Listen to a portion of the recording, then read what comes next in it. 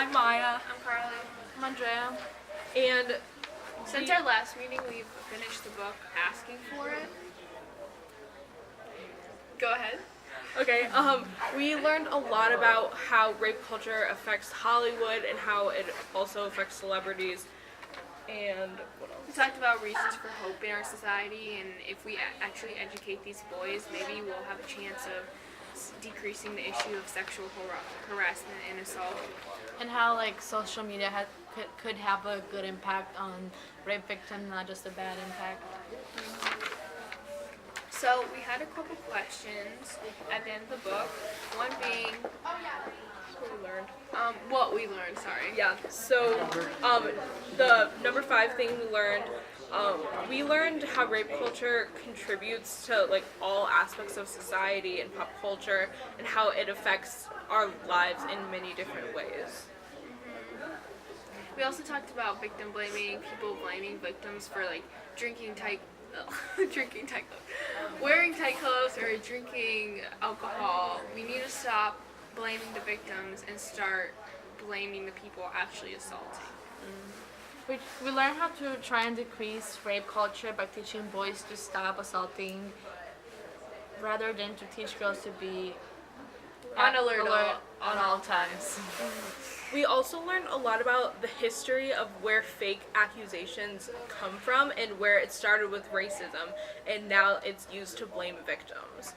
And We learned how to try and decrease rape by teaching our boys to stop, and rather than girls to be on alarm at all times.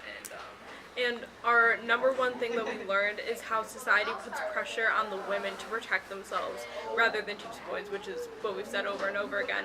But it was really something that we learned because it's a huge aspect and huge part of rape culture itself.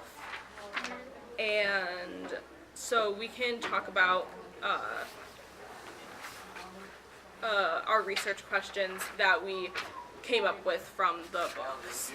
So, my question was, is rape culture, how society sets up a way of life where rape is more accepted, different in countries with different drinking ages? Because I really wanted to see, in a country with a drinking age of, let's say, 16, how is it different from a country like the United States where the drinking age is 21?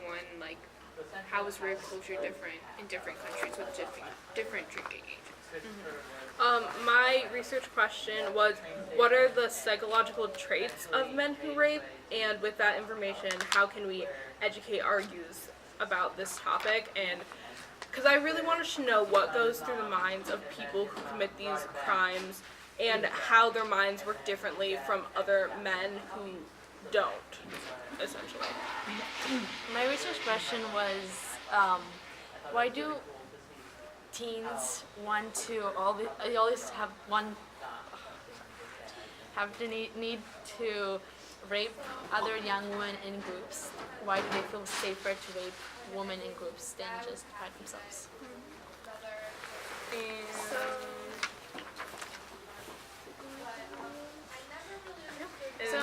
Yeah, that's it. We were reading Asking for It by Kate Harding. And we very much recommend this book.